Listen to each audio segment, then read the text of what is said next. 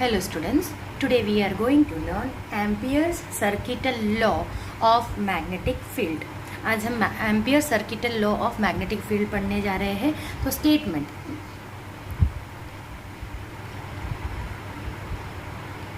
Ampere circuit law का statement कहता है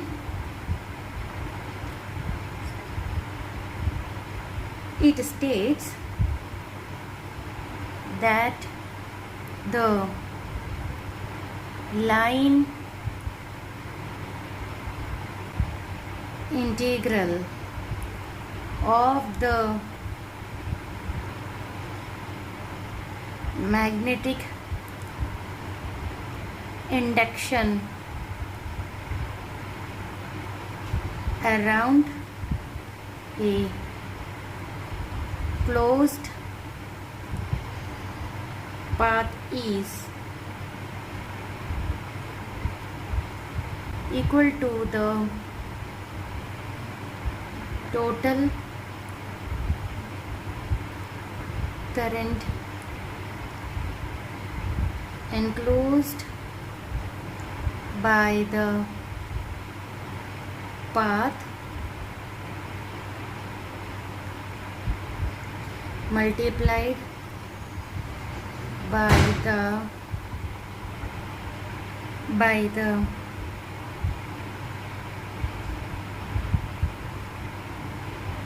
permeability of free space. तो स्टेटमेंट है it states that the line integral, यहाँ पे कौन सा इंटीग्रल हम कंसिडर करें, line integral of the magnetic induction. तो मैग्नेटिक इंडक्शन का जो लाइन इंटीग्रल है अराउंड ए क्लोज्ड पाथ, अब इंपॉर्टेंट है, around a close path is equal to total current. Is equal to क्या है, total current enclosed by the path. ठीक है, टोटल करंट जितना enclose by the path multiplied by permeability of the free space. तो हम इसका proof देख लेते हैं. इफ ए मैग्नेटिक फील्ड, अब हम मैग्नेटिक फील्ड को बी बार से डिनोट किए हैं, encloses अब करंट को हमने डिनोट किया I flowing through straight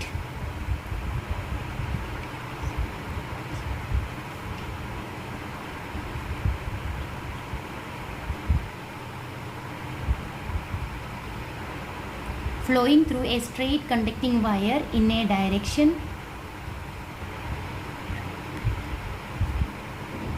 perpendicular to the plane of the closed path and dl bar a vector element of the path, then close integral b bar dot dl bar is equal to, according to the statement, mu 0 times the total current, where close integral b bar dot dl bar is the line integral of the magnetic field for the closed path. तो once again statement कहता है कि जो line integral of the magnetic induction, तो ये जो है this is the line integral of the magnetic induction around a close path, ये किसके बराबर रहेगा, total current multiplied by permeability of the free space. तो हम इसे अभी प्रूव करने जा रहे हैं. हमने ऑलरेडी डिराइव किया है magnetic induction due to a infinitely long जो स्ट्रेट कंडक्टर है, एक बहुत बड़ा स्ट्रेट कंडक्टर है of current I at a point lying perpendicular to R from it is given by magnetic induction B due to a infinitely long straight conductor mu 0/4 into 2I/r हमने already derive कर लिया है, तो हम उसको यहाँ पे यूज़ करेंगे। The magnetic induction field B bar due to an infinitely long straight conductor carrying a current I at a point lying at a perpendicular distance r from it is given by mu 0/4 2I/r। और direction कैसे रहेगा? The direction of the field कैसा रहेगा? Perpendicular to the plane containing the wire and the point. तो वो भी लिख लेते हैं। The direction of the field is everywhere perpendicular to a plane containing the wire and the point. Actually यहाँ पे right hand screw rule use हो रहा है, राइट हैंड स्क्रू रूल यानी स्क्रू को राइट हैंड से, ठीक है, ऐसे यूज़ करेंगे। तो the sense of the direction of B bar is given by right hand screw rule, very important, right hand screw rule. अभी हम कंसिडर करेंगे a straight wire carrying current. अब करंट कैसे? Perpendicular to the plane of the paper flowing towards the reader. अगर ये z direction मैंने ऐसे दिखाया, एक्चुअली ये प्लेन ऑफ द पेपर है और प्लेन ऑफ द पेपर के लिए ऊपर की ओर, ठीक है, perpendicular to the plane of the paper towards the reader, ठीक है, प्लेन ऑफ द पेपर है और टूवर्ड्स तुम्हारे तरफ आ रहा है, that is a z direction. अगर दिस इंडिकेट द करंट, तो अलोंग द z डायरेक्शन, ठीक है, z डायरेक्शन शो कर रहा है करंट का, देन द x और जो y प्लेन है, x और ये जो y प्लेन है ये शो करेगा मैग्नेटिक लाइन ऑफ फोर्स। ये x और y प्लेन में क्या रहेगा? मैग्नेटिक लाइंस ऑफ फोर्स, यानी करंट ऊपर की ओर तुम्हारे तरफ आ रहा है, तो मैग्नेटिक लाइंस ऑफ फोर्स कौन से डायरेक्शन में रहेगा? कौन से प्लेन में रहेगा? x और y प्लेन में रहेगा, and they are in the counter clockwise direction, ठीक है, काउंटर क्लॉकवाइज डायरेक्शन रहेगा। तो वी विल राइट, ये जो डॉटेड सर्कल्स दिखाया है it is the magnetic lines of force, ठीक है, और कौन से प्लेन में? एक्स वाई प्लेन में है, और कौन से डायरेक्शन में? काउंटर क्लॉकवाइज डायरेक्शन में। Z direction indicate the flow of the current और एक्स और Y will show the lines, magnetic lines of force, और वो कौन से डायरेक्शन में? एक्स एंड वाई प्लेन में, in counter clockwise direction. So we will write everything. Consider a straight wire carrying current I perpendicular to the plane of the paper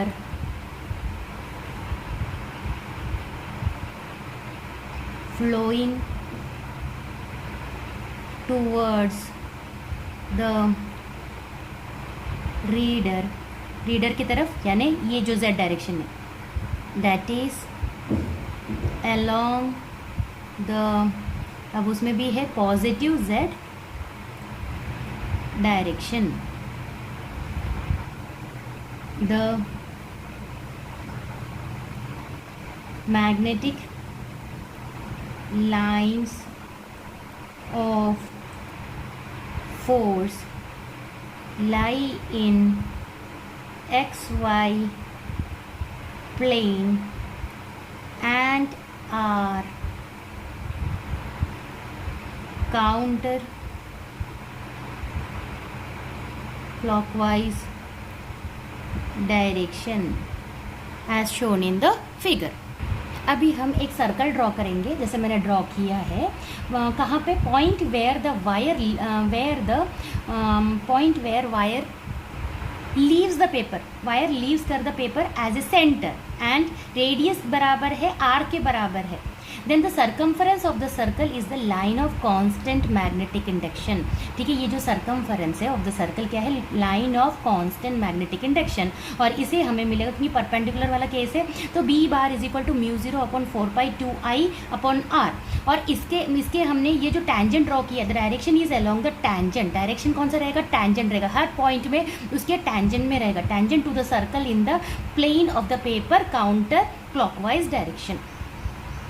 अभी जो बोला है उसी को लिखते हैं। इफ़, अभी हमें ड्रॉ करना है। इफ़ वी ड्रॉ सर्कल, ये जो सर्कल ड्रॉ किया है with the point where the wire leaves the paper. Actually इसे इमेजिन करना पड़ेगा कैसे। तो एक वायर, जो हमारा जो बड़ा वायर है, वहाँ वो वायर पेपर में से लीव द पेपर जहाँ से लीव कर रहा है, पेपर को छोड़ रहा है, एज ए सेंटर हमने यूज़ किया है। और रेडियस बराबर R, and radius R, then the circumference of the circle। अब ये circumference of the circle is a line of, ये लाइन है कांस्टेंट, किसका? Line of constant magnetic. मेरी अगर और इमेजिन करने में प्रॉब्लम हो रहा है तो हमने क्या बोला था? जेड डायरेक्शन में तुम्हारे तरफ ऊपर की ओर करंट बाहर आ रहा है। ठीक है, तो ये वही बोला है। इफ़ द वायर अगर बाहर आ रहा है, जहाँ छोड़ रहे हैं उसे हमने सेंटर लिया है, और उसके आर रेडियस हमने ड्रॉ किया है। एक सर्कल हम जब ड्रॉ करेंगे, ये जो सर्कल रहेगा, सर्कम्फरेंस ऑफ द सर्कल क्या रहेगा? ये कांस्टेंट मैग्नेटिक इंडक्शन को शो करेगा। ठीक है, मैग्नेटिक इंडक्शन। और ये किसके बराबर रहेगा? B bar is equal to mu 0/4π। ये हमने ऑलरेडी पिछले वीडियो में डिराइव किया है, 2I/r। एंड और इसका जो डायरेक्शन रहेगा, and its direction is along the tangent. ठीक है, डायरेक्शन कैसा रहेगा? Tangent to the circle in the plane of paper counter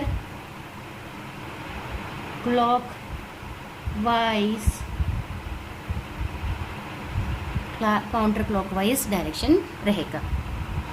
अभी इसी जगह पे ये इस डायरेक्शन में आ रहा है, और यहाँ पे हम एक स्मॉल एलिमेंट कंसिडर करेंगे DL बार। ठीक है, एक small element DL bar of the circular line of constant magnetic induction. यहाँ पे constant magnetic induction DL bar हम कंसिडर करेंगे। A small element DL bar of the circular line of constant magnetic induction is also कैसा रहेगा? tangential to the circle so that the vector b bar and dl bar कैसा रहेगा, दोनों tangential है, यानी they both are parallel. अब दोनों parallel रहेगा तो हमारा इक्वेशन बनेगा therefore b bar dl bar is equal to b dl cos theta b dl, क्योंकि थीटा एंगल दोनों के बीच में क्या हो जाएगा, जीरो हो जाएगा, cos zero is equal to 1, therefore b dot dl, equation number 1। Now the value of the line integral for the whole closed path is given by, अभी value of the close integral path of the whole close surface कैसा रहेगा, तो closed integral b bar dot dl bar is equal to b bar dl, यानी पूरे इसका वैसे हम consider करेंगे तो आ जाएगा, पूरा सर्कल का कंसिडर जब करेंगे तो वो हो जाएगा 2 पाई r, तो b dot 2 pi r। Since b is, अब b कैसा है, कांस्टेंट है, substituting the value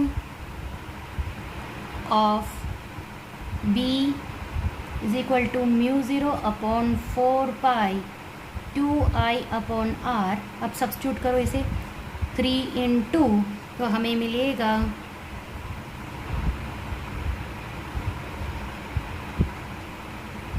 dl bar is equal to mu 0 upon 4 pi 2 i upon r into 2 pi r। अब कैंसिल करो, 2 to the 4 4 4 cancel, pi cancel, r cancel, तो बच रहा है mu 0 i।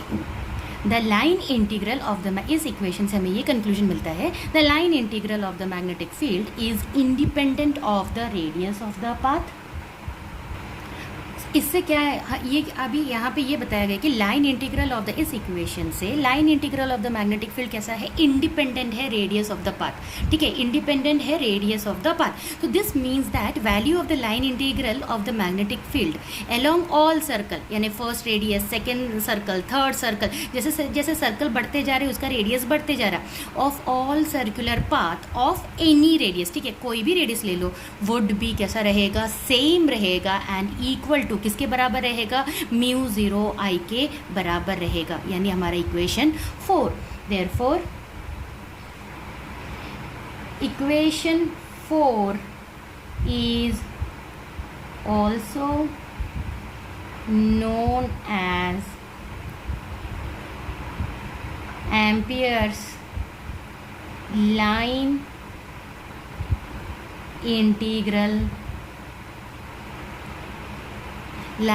integral theorem।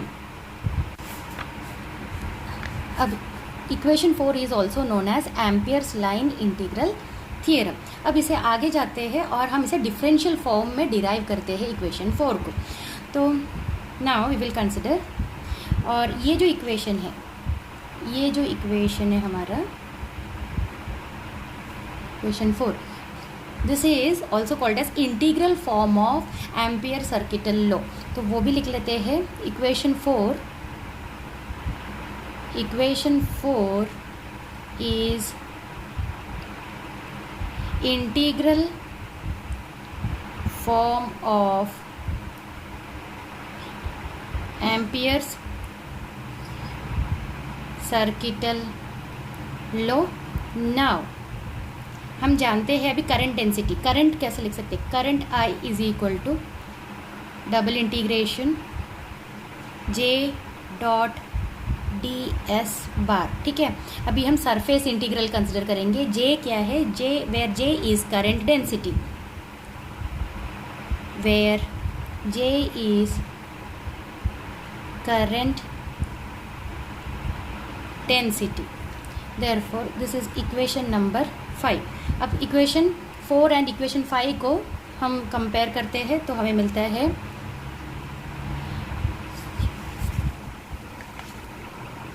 Substituting 5 in 4 तो मुझे मिलेगा B dot D L bar is equal to mu zero आ जाएगा, आई के जगह पे हम पुट करेंगे J dot D S, equation number 6।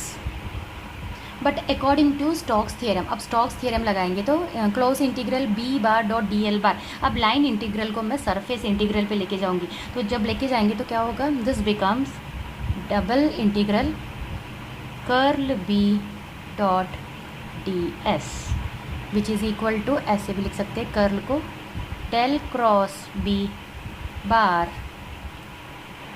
D S bar, equation number 7। अभी इक्वेशन 6 एंड इक्वेशन 7 को कंपेयर करते हैं तो इक्वेशन हो जाता है